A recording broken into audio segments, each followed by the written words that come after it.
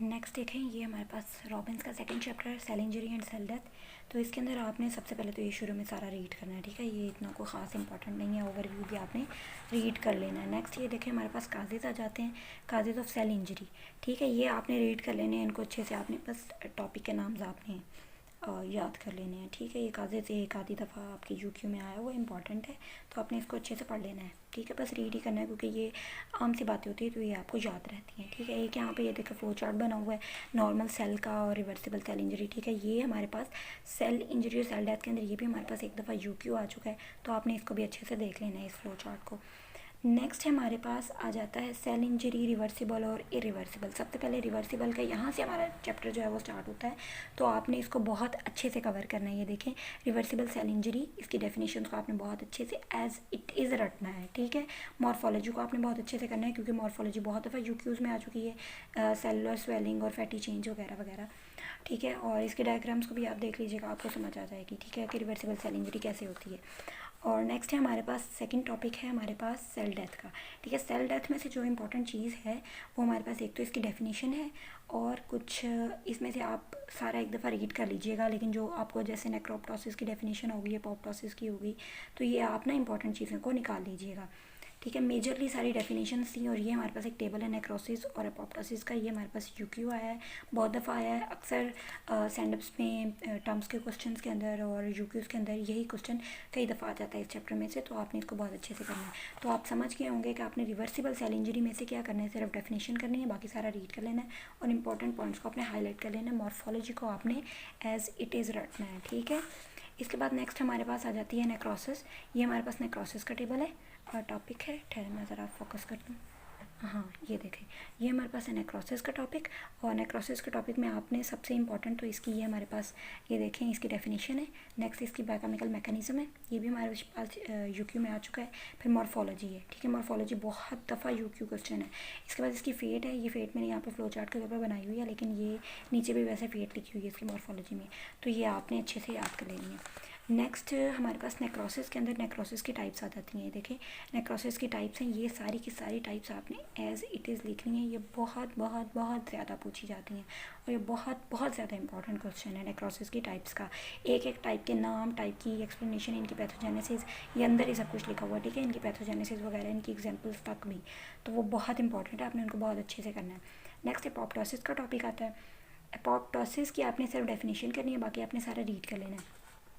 Causes को भी आपने सिर्फ रीड करना है क्योंकि काजेज़ का ये देखें यहाँ पे एक टेबल बना हुआ है, तो ये टेबल बहुत इनफ है, तो आपने टेबल अच्छे से कर लेना है। फिर मैकेनिज्म है एपोप्टोसिस के, दो मैकेनिज्म बहुत आते होते हैं, ये देखें, apoptosis of mechanism of apoptosis, ठीक है। तो ये जो दोनों मैकेनिज्म्स हैं, दो मैकेनिज्म्स हैं हमारे पास, ये डायग्राम के अंदर है, ठीक है। डेथ रिसेप्टर पाथवे है एक हमारे पास और एक ये देखें माइटोकॉन्ड्रियल पाथवे है, तो ये दोनों आपने बहुत अच्छे से करना है। इसके डायग्राम्स को आपने रट लेना है क्योंकि ये डायग्राम ही बनाने के लिए आती है, ठीक है। तो आपने यूएचएस के अंदर के पेपर के अंदर आपने ये डायग्राम बनानी और बाकी ये सारा रीड कर लीजिएगा, वही है जो इस डायग्राम के अंदर है, ठीक है। वही ये सारा कुछ लिखा हुआ है।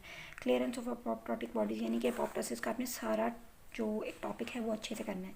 नेक्स्ट है other pathways of cell death, ये कोई ख़ास इतना करने की ज़रूरत नहीं है, लेकिन आप रीड कर लीजिएगा, ठीक है। फिर ऑटोफेगी है, ऑटोफेगी जो है वो आपने पूरा पूरा पढ़ना है, ठीक है। ये जो समरीज एंड पे लिखी होती है ना, इनको आप ज़रूर रीड कर लीजिए कर लिया कीजिए, क्योंकि मॉर्फोलॉजी तो बहुत इंपॉर्टेंट है। मॉर्फोलॉजी आपने इस चैप्टर की बिल्कुल नहीं छोड़नी, और समरीज को आप रीड कर लेंगे तो आपको ओवरव्यू का पता लग जाएगा कि अच्छा इस टॉपिक के अंदर क्या क्या चीज़ें बहुत इंपॉर्टेंट थी जिन्हें मैं हाईलाइट कर ली हैं या नहीं की हैं, ठीक है। तो डायग्राम्स आप ज़रूर देखा करें, ये हमारे पास ऊपर ही हमारे पास ये देखा ऑटोफेगी की डायग्राम है। नेक्स्ट टॉपिक जो है वो हमारे पास mechanism of cell injury and cell death का, ये भी आपने पूरा करना है और इसको सिर्फ रीड कर लीजिएगा, ठीक है। चूँकि इसका यूक्यू में बहुत दफ़ा आता है, तो यूक्यू में इसका ये वाला डायग्राम ही इनफ होती है, तो आप इस डायग्राम को रट लीजिएगा और बाकी सारा ये टॉपिक रीड कर लीजिएगा, इनफ है। नेक्स्ट जो ये वाली डायग्राम है, ये हमारे पास है हाइपोक्सिया एंड इस्कीमिया की। इसके अंदर हमारे पास हमेशा जो यूक्यू के अंदर जो हमारे पास सिनेरियो आता है वो मायोकार्डियल इन्फार्क्शन का पेशेंट होता है। उसके अंदर कोई भी इन्फेक्शन वगैरह किसी भी आर्टरी में हो गया है, तो भाई उसकी मॉर्फोलॉजी वगैरह या उसकी कॉन्सिक्वेंसेज, उसके हाइपोक्सिया इस्कीमिया में उसका क्या ताल्लुक है, तो ये पूछा जाता है कि अब उसकी क्या फेट होगी कि एक मायोकार्डियल इन्फेक्शन का पेशेंट था, तो अब वो किस तरह से कॉप अप करेगा और उसका क्या पैथोजेनेसिस है, उसका क्या मैकेनिज़्म होगा, तो आपने उसके अंदर ये वाली डायग्राम बनानी है, ठीक है। मेरी बुक के अंदर तो ये फिगर नंबर 2.16 है, ठीक है। तो बाकी ये सारा आपने मैकेनिज़म्स का आपने ये सारा टॉपिक आपने रीड आउट कर लेना है, बाकी इंपॉर्टेंट टॉपिक को आपने निकाल लेना है। इसमें से सबसे ज़्यादा जो इम्पॉर्टेंट आता है वो ऑक्सीडेटिव स्ट्रेस है इसकी, ठीक है। रिएक्टिव ऑक्सीजन स्पीशीज़ की जनरेशन कैसे होती है, इनका रिमूवल कैसे होता है, ठीक है, और इनके फंक्शंस क्या होते हैं हाइड्रोक्सिल रेडिकल का। तो ये आप इस डायग्राम्स को देखेंगे तो आपको ये सारे टॉपिक की समझ आ जाएगी बिल्कुल। तो मेजरली इसमें सारा कुछ रीड करने वाला ही है, ये सेल इंजरी, कास्ट वाला टॉक्सिन्स, एंडोप्लाज्मिक रेटिकुलम, स्ट्रेस, ये भी आपने सारा रीड ही करना है, आपको पता होना चाहिए इसमें क्या है सारा कुछ, ठीक है। नेक्स्ट है डीएनए डैमेज का, डीएनए डैमेज को भी आपने रीड करना है, इन्फ्लेमेशन को भी, कॉमन इवेंट्स को भी सारा रीड करना है।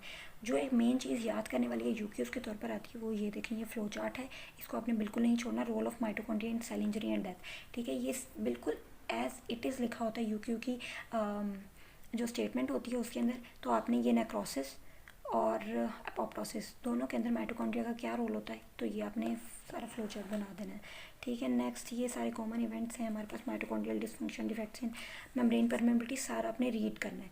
नेक्स्ट जो एक बहुत इंपॉर्टेंट टॉपिक है नेक्रोसिस, एपोप्टोसिस और रिवर्सिबल इरिवर्सिबल सेल इंजरी के बाद इस चैप्टर के अंदर, वो है हमारे पास सेल अडेप्टेशंस, ठीक है। सेलुलर अडेप्टेशंस आपने बहुत अच्छे से करना है, ये बहुत दफ़ा यूक्यू आया है, मेजरली इन्हीं 3 टॉपिक्स से हमारे पास यूक्यू आता है। तो ये हमारे पास हाइपरट्रॉफी, इसकी डेफिनेशन, फिजियोलॉजी की, ये सारा आपने अच्छे से याद करना है, इसकी पैथोजेनेसिस, इसका मैकेनिज़्म, ठीक है, और इसकी टाइप्स करनी है, हाइपरप्लेजिया की टाइप्स, इसका मैकेनिज़्म आपने करना है, मेटाप्लेजिया ट्रॉफी, ये सारा आपने अच्छे से याद करना है, ठीक है। नेक्स्ट हमारे पास आ जाते हैं इंट्रासेलुलर एक्यूमुलेशन, तो ये भी आपने अच्छे से कर लेना है। अगर आपको बहुत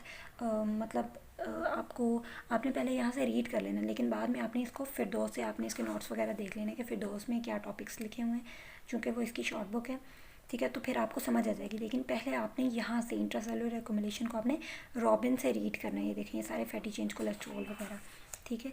क्योंकि इसमें से जो एक हमारे पास जो क्वेश्चन आता है यूक्यू इंटरसेलुलर एक्यूमुलेशन में से, तो वो आता है हमारे पास पिगमेंट का, ठीक है, सॉरी पिगमेंट का नहीं, लाइपोफस्किन का आता है, मेलानिन, हिमोसाइडरिन का आता है। हिमोसाइडरिन की ये जो पिक्चर्स हैं वाइवा ऑस्पी के अंदर बहुत ज़्यादा, ऑस्पी के अंदर बहुत पूछी जाती हैं, ठीक है। हिमोसाइडरिन, हिमोसाइडरोसिस, ये सारा ऑस्पी के क्वेश्चन है, तो इनको भी आपने यूक्यूज़ के तौर पर याद कर लेना है, क्योंकि ये यूक्यू के अंदर इंटरसेलुलर एक्यूमुलेशन के क्वेश्चन आते हैं। नेक्स्ट है पैथोलॉजी कैल्सिफिकेशन, इस में आपने बस रीड कर लेना है इसको। इसकी 2 टाइप्स होती हैं, डिस्ट्रॉफिक कैल्सिफिकेशन और मेटास्टैटिक कैल्सिफिकेशन, ठीक है। तो आपने दोनों टाइप्स के डिफरेंसेस का टेबल बना लेना है। मॉर्फोलॉजी को आपने नहीं छोड़ना, मॉर्फोलॉजी को आपने ज़रूर रीड करना है और इसके इंपॉर्टेंट पॉइंट्स को पिक कर लेना है। नेक्स्ट है सेलुलर एजिंग, इसको भी आपने सिर्फ रीड करना है और ये चैप्टर हमारा ख़त्म हो गया है। नेक्स्ट है इन्फ्लेमेशन एंड रिपेयर, तो वो मैं आपको नेक्स्ट वीडियो में बताती हूँ, बल्कि इसी वीडियो में आपको बता देती हूँ कि इन्फ्लेमेशन एंड रिपेयर के जो इंपॉर्टेंट टॉपिक्स हैं ये आपने सारे ही करना है। इन्फ्लेमेशन एंड रिपेयर क्योंकि इसमें से हमारे पास देखिए 2 SCQs आते हैं, ठीक है, हमारे पास 2 SCQs आते हैं और 8 MCQs आते हैं। तो इसके 2 पोर्शन है, एक इन्फ्लेमेशन का पोर्शन है और एक हमारे पास पोर्शन है इसका रिपेयर का पोर्शन। तो शुरू में तो आपने सारा ओवरव्यू उसका सारा रीड कर लेना है, डेफिनेशन को आपने अच्छे से याद कर लेना है। आपको एक्यूट और क्रॉनिक इन्फ्लेमेशन का डिफरेंस बहुत अच्छे से आना चाहिए, ये देखें ये टेबल बना हुआ है, इसको आपने अच्छे से कर लेना है क्योंकि ये यूक्यू बहुत दफ़ा आ चुका है। नेक्स्ट है काजेस ऑफ इन्फ्लेमेशन, तो इसको भी आपने सिर्फ रीड कर लें और फिर रिकॉग्निशन ऑफ माइक्रोब्स, ये सारा रीड करने वाला है। इसके आपने बहुत अच्छे से कॉन्सेप्ट बना लेना है कि इसमें हो क्या रहा है, ठीक है। तो ये MCQs में बहुत ज़्यादा क्वेश्चन पूछे जाते हैं, तो आपको समझ होनी चाहिए, तो आपको पता लग जाएगा, आप अच्छे से MCQs कर लेंगे। नेक्स्ट है रिएक्शन ऑफ ब्लड वेसल्स, बल्कि एक्यूट इन्फ्लेमेशन की ये देखा डेफिनेशन है, तो ये जो डेफिनेशन है ये आपने बहुत अच्छे से करनी है, ठीक है। ये नेक्स्ट डायग्राम्स को आपने अच्छे से कर लेना है, तो ये सारा आपने रीड करना है, अच्छे से याद कर लेना है, क्योंकि इसमें जो भी प्रोसीजर्स हैं उनको आपको खुद से लिखना पड़ेगा, लेकिन छोटा करके। जैसे ये चेंजेस इन वेस्कुलर फ्लो है, क्योंकि हमारे पास एक्यूट इन्फ्लेमेशन का क्वेश्चन आता है कि वेस्कुलर चेंजेस बताएं और सेलुलर चेंजेस बताएं, ठीक है, इन्फ्लेमेशन के लिए। तो फिर आपको खुद से छोटे छोटे पॉइंट्स करके लिखना होता है। तो आपने अगर मीडियम रॉबिन पढ़ी होगी, आपने अगर वहाँ से पॉइंट्स बनाए होंगे तो फिर ही हो सकेगा, आपका अच्छा यूक्यू जो है वो कवर हो जाएगा। नेक्स्ट भी आपने सारा एक्यूट इन्फ्लेमेशन को आपने रीड कर लेना है। ल्यूकोसाइट रिक्रूटमेंट का जो हमारे पास टॉपिक है ये भी आपने अच्छे से रीड करना है। समरी को भी आपने अच्छे से रीड कर लेना। ये सारे टॉपिक्स आपने रीड करने हैं अच्छे से ताकि आपका कॉन्सेप्ट बन जाए। नेक्स्ट है हमारे पास फैगोसाइटोसिस का टॉपिक। फैगोसाइटोसिस में आपने सबसे पहले तो इसकी आपने डेफिनेशन करनी है। ये सारी नीचे जो डायग्राम्स हैं ये सारे इनको साथ में करना है, फ्लो चार्ट को करना है, फैगोसाइटोसिस की डेफिनेशन करनी है, ठीक है। आपने ये सारे इसके जो स्टेप्स हैं फैगोसाइटोसिस के उनको आपने अच्छे से रीड आउट करना है, उनके इंपॉर्टेंट पॉइंट्स को निकाल लेना है। सेम वही बातें हैं जो मैं पहले आपको बता चुकी हूँ, ये सारा